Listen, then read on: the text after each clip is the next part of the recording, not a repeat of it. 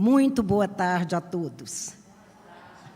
Cumprimento com alegria os presentes e os muitos desencarnados, que certamente aqui ocorrem, como todos nós, com o mesmo propósito, buscando iluminação, consolo, esclarecimento, para trilharmos essa reencarnação bendita que o Senhor da vida nos concede. Cumprimento também aqueles que assistem essa reunião pelo canal dessa casa, agradecendo muito, Celina, esse convite generoso que me é feito, Neuza, também. E dizer como é bom iniciar o ano novo e uma semana nessa casa, escola, hospital, um centro difusor de luz, de amparo e de acolhimento. Como anunciado pela Celina, nós vamos refletir acerca de uma das mais belas passagens de Jesus, que é a cura do cego de Jericó. Ela é narrada tanto pelo evangelista Lucas, quanto pelo evangelista Mateus, e falando dos evangelistas, eu fico até assombrada por estar diante de um dos maiores estudiosos do evangelho que temos aqui, o doutor Emídio, brasileiro, e eu tive a certeza de trazer o livro dele para que ele o autografasse. E deu certo, Celina, o encontrei. E falar dos evangelistas perante o professor doutor Emídio, a gente fica meio acanhada, mas vou ousar fazê-lo. E a cura do cego de Jericó, eu disse, ela é relatada tanto por Lucas quanto por Mateus, mas vamos, tanto por Marcos, aliás, como por Lucas. Vamos ao que relata Marcos, no capítulo 10, versículos 46 a 52. Depois foram para Jericó. E saindo de Jericó com seus discípulos, uma grande multidão, Bartimeu, cego, filho de Timeu, estava sentado junto ao caminho, mendigando. E ouvindo que era Jesus de Nazaré, começou a clamar e a dizer: Jesus, filho de Davi, tem misericórdia de mim. E muitos o repreenderam, para que ele se calasse, mas ele clamava cada vez mais: Filho de Davi, tem misericórdia de mim. Jesus, parando, disse que o chamassem. E chamaram o cego, dizendo-lhe: tem bom ânimo, levanta-te, ele te chama. E ele, lançando de si a sua capa, levantou-se e foi ter com Jesus.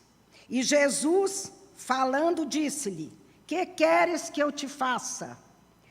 E o cego respondeu: Mestre, que eu tenha vista. E Jesus lhe disse: vai, a tua fé te salvou. E logo viu e seguiu Jesus pelo caminho.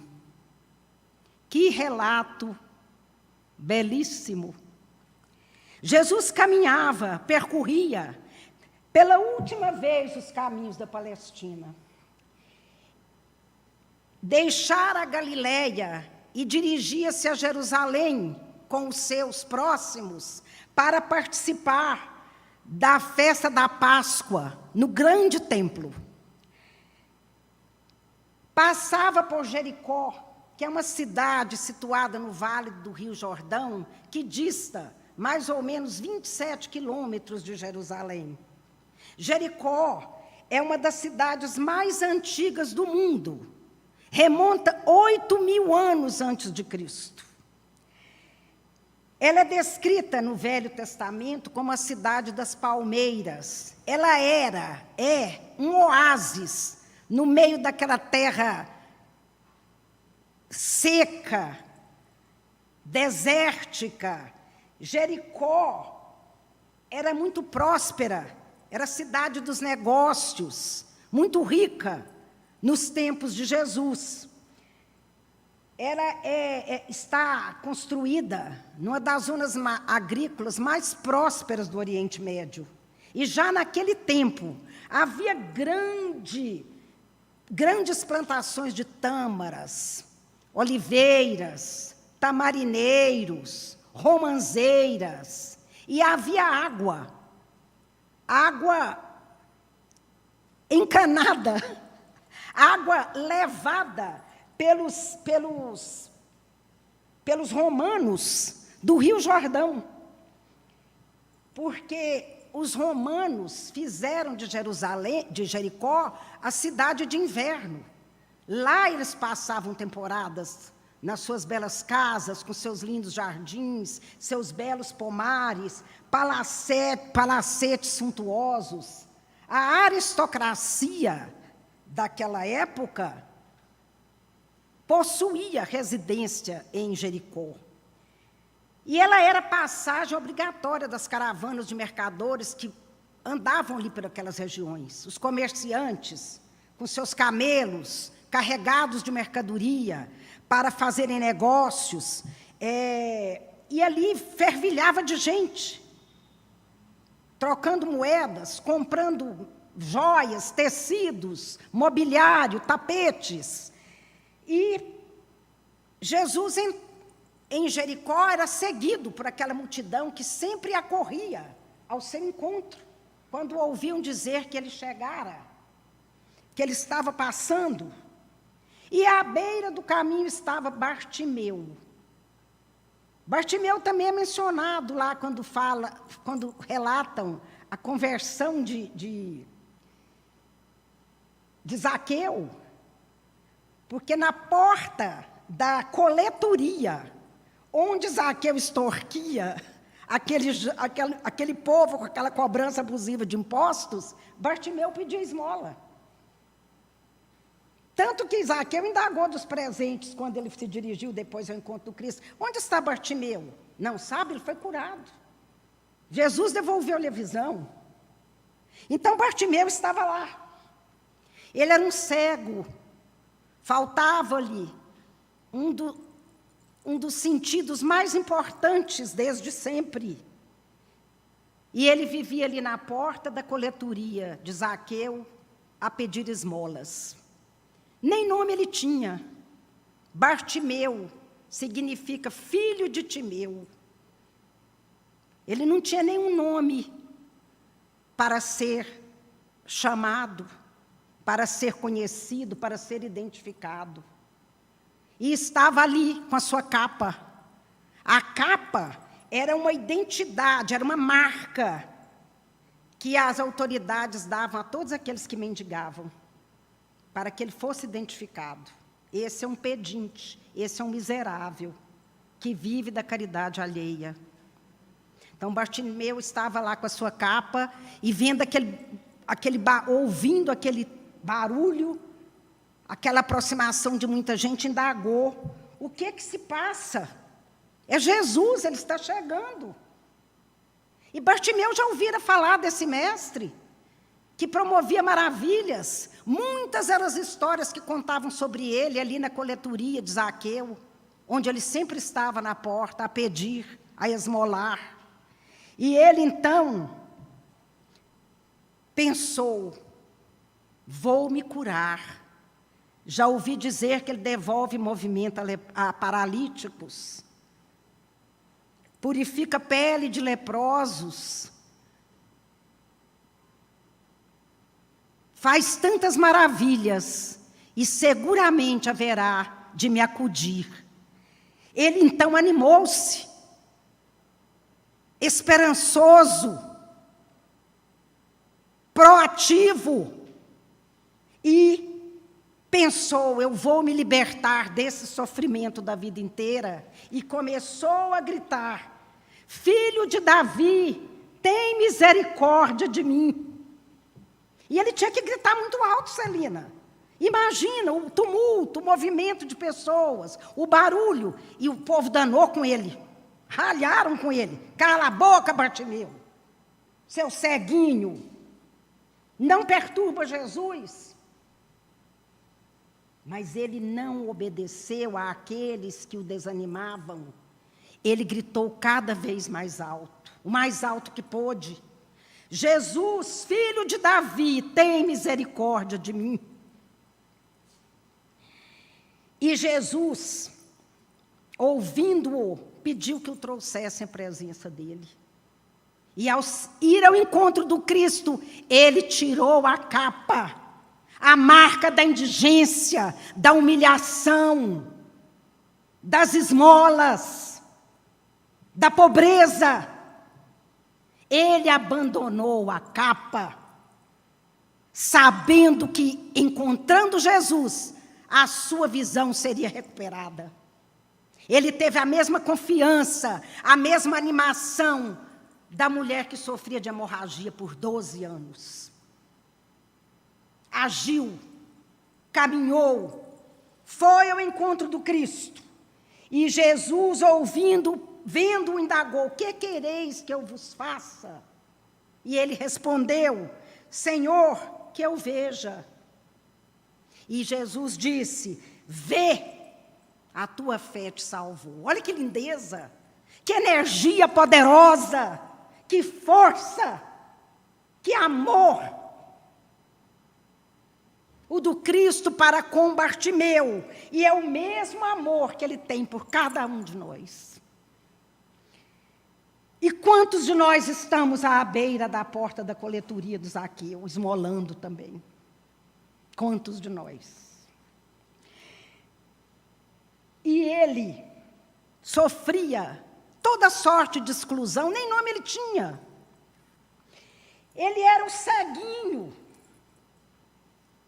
o miserável, o ninguém, o invisível. Como quantos invisíveis cruzam por nossos caminhos? A ascensorista do elevador, o porteiro do prédio, o gari, o comerciante que nos atende na feira. Vou fazer um parágrafo. Amo feira, quaisquer que sejam elas. Neuza, sou Maria Feira. E eu queria fazer quibe, e fui comprar trigo em uma das melhores feiras que tem em Goiânia, que é a Feira da Vila Nova. Andei na Feira da Vila Nova, começando lá do fundo, no sentido Quinta Avenida, e nada de trigo. Até que eu cheguei em uma banca e vi o trigo. E disse: bom dia, como vai o senhor? Tem trigo? Ele disse que tinha. Eu falei quanto eu queria, ele pesou, me entregou, e eu disse a ele: muito obrigada. Que o senhor venda muito e saia daqui bem feliz. E ele: posso te fazer uma pergunta? Eu falei: pode. A senhora é professora? Eu falei: não. Mas a senhora fala tão bonito. Eu falei: o senhor também pode falar. É porque eu tenho muito cuidado com a língua portuguesa, que eu amo. Ele: mas eu não dou conta, eu sou muito simples. Eu falei: não, se o senhor quiser, o senhor vai falar bonito também. E ele completou: a senhora, isso já eram as 11 horas da manhã, foi a única pessoa que chegou hoje nessa banca e me cumprimentou. Os invisíveis, doutor Emídio, como Bartimeu. E ele tinha, Bartimeu, tudo contra ele. Todas as circunstâncias lhe desfavoreciam. A cegueira, o anonimato, a falta de um nome próprio, a condição desumana de estar ali na porta com a mão estendida, esperando uma esmola, usar a marca que Roma lhe impunha com a capa. E essa capa dizia, eu anotei: esse homem é um miserável mendigo, vive de esmolas. Ele trazia essas frases escritas na capa que ele utilizava. Mas, com a proximidade do Cristo, ele entendeu que seria salvo, que ganharia vida nova, abandonando tudo de velho e passando a desfrutar esse mundo novo que o amor de Cristo lhe possibilitaria. Quantos de nós, eu repito, vivemos muitas vezes como o cego de Jericó, como Bartimeu, padecendo de cegueira, não física, mas espiritual, moral. Quantos de nós, cegos pelo rancor, pela inveja, pela ira, pelo desejo de vingança, pela competitividade, pelo apego ao concreto, ao materialismo. Quantos de nós agimos dessa maneira?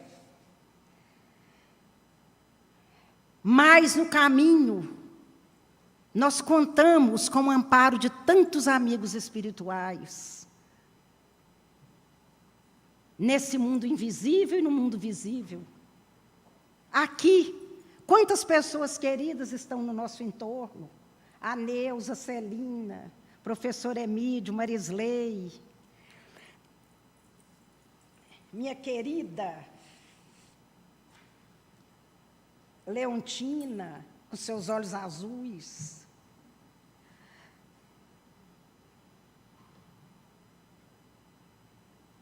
O Senhor da vida nos cerca de tantos afetos para nos dar coragem em meio a essas dificuldades todas que nós enfrentamos, provocadas por nós mesmos, por nossa incúria, por nossas más escolhas, pelo mau uso do livre-arbítrio. Mas nós estamos sempre amparados, e esquecemos disso. Nos entregamos às trevas do desespero, quando vêm os problemas familiares, que não são poucos, os problemas físicos, a doença, as dificuldades financeiras, os problemas no trabalho. E nós nos esquecemos que Jesus caminha ao nosso lado. Como disse a comentarista do livro dos Espíritos, ele é o governador da terra e caminha conosco. Ele anunciou: estarei convosco até o fim dos tempos. E nós esquecemos. E muitas vezes obedecemos a multidão que nos manda calar, como mandaram o Bartimeu ficar calado. Sossega aí, rapaz, você está aborrecendo Jesus?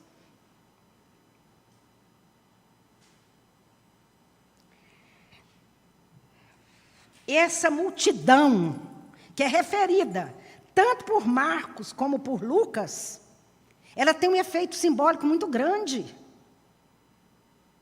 Essa força que nos apequena, que nos amordaça, que quer diminuir a nossa vontade de crescer, de corrigir nossas faltas, de vencer nossas misérias morais e espirituais. Quantos, inclusive os nossos companheiros de erro desencarnados, que não se alegram com o nosso progresso, ao contrário, querem nos ver no sofrimento, na cegueira. Então é essa multidão exterior, como aquela que advertia Bartimeu: sossega aí, não aborrece Jesus, não. Mas tem também a multidão interior, a multidão do nosso ego enorme, da grandeza que nós julgamos que temos, do nosso orgulho, que também nos freia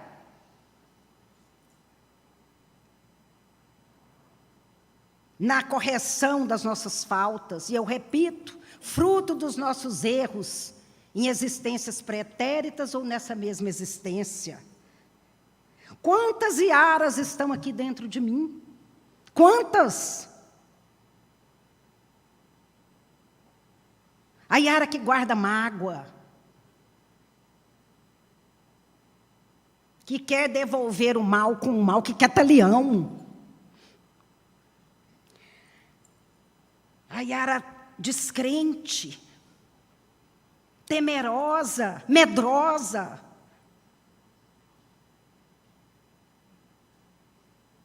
Que sofre por antecipação. A Iara omissa, indolente. Tudo isso está aqui dentro. E é imperioso agir como Bartimeu e ir atrás do Evangelho do Cristo, que é o caminho.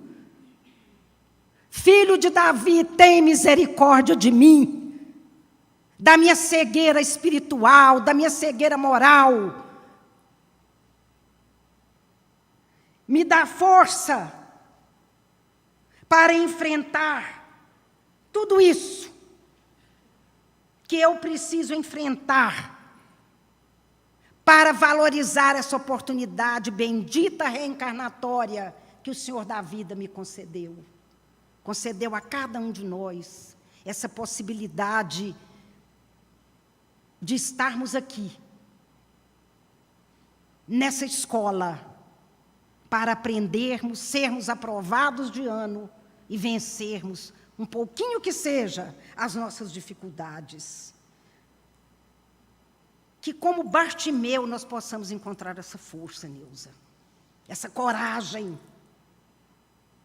de despir da capa que nos apequena, que nos faz sofrer, que nos faz passar tantas vezes pelo vale da sombra da morte. E saber que Jesus é a luz, é o sol, é o farol, é o nosso guia. E dizer com humildade, Senhor, eu não estou dando conta não, vem me carregar. E Ele nos atende. E Ele mostra o caminho. Ele coloca alguém para trazer uma mensagem que nós precisamos ouvir, um conselho, um livro. Uma palestra espírita. A bibliografia espírita que está aqui inteira ao nosso dispor. Tantos são os caminhos que a espiritualidade superior coloca à nossa disposição. E nós ignoramos tanto e ficamos imersos no sofrimento. Que Jesus possa nos dar essa força necessária para que nós saibamos ver. E ver que Ele é a luz do mundo, como Ele anunciou em João, capítulo 8, versículo 12. Eu sou a luz do mundo. Quem me segue jamais andará nas trevas, terá a luz da vida. E se não há luz aqui dentro, não pode ter luz no meu entorno. O salão da irradiação espírita está lindo, inteiramente iluminado, azul e branco. Mas se aqui dentro de mim estiver escuro, nada disso eu apreciarei, nada disso eu verei. Transportarei para fora tudo aquilo que está dentro de mim. E Emmanuel, na psicografia de Chico, na coleção Fonte Viva, eu anotei, ele dedicou 3 textos a essa passagem da cura de Bartimeu.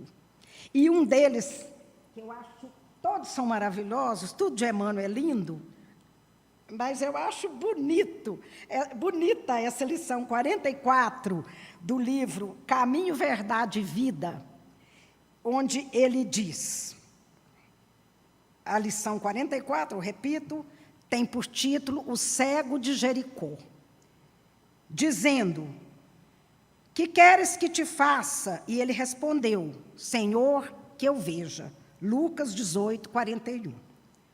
O cego de Jericó é uma das grandes figuras dos ensinamentos evangélicos. Informa-nos a narrativa de Lucas que o infeliz andava pelo caminho, mendigando. Sentindo a aproximação do mestre, pôs-se a gritar, implorando misericórdia.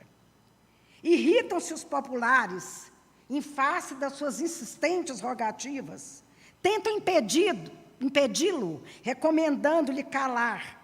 Jesus, contudo, ouve-lhe a súplica, aproxima-se dele e interroga com amor: que queres que eu te faça? À frente do magnânimo dispensador de bens divino, recebendo liberdade tão ampla, o pedinte sincero apenas disse: Senhor, que eu veja.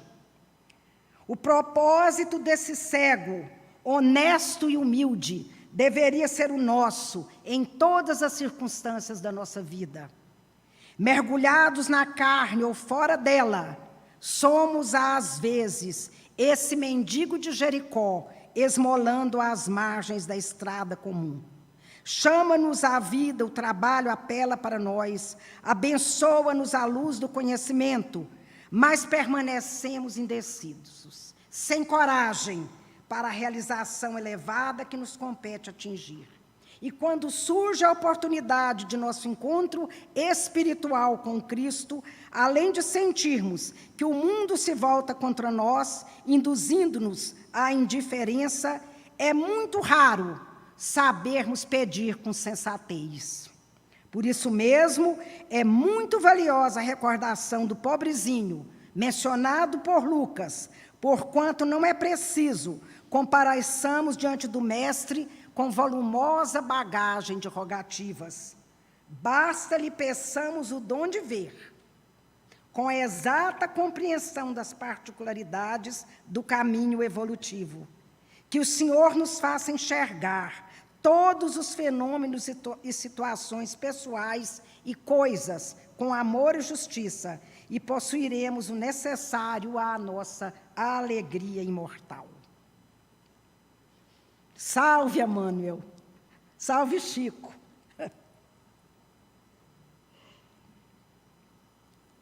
Que Jesus siga nos abençoando, nos dando força, coragem, esperança, alegria, para comparecermos diante de Jesus e apresentar a Ele as nossas rogativas de dentro do nosso coração. Sejamos todos felizes, é essa a nossa destinação. Paz e bem. Muito obrigada.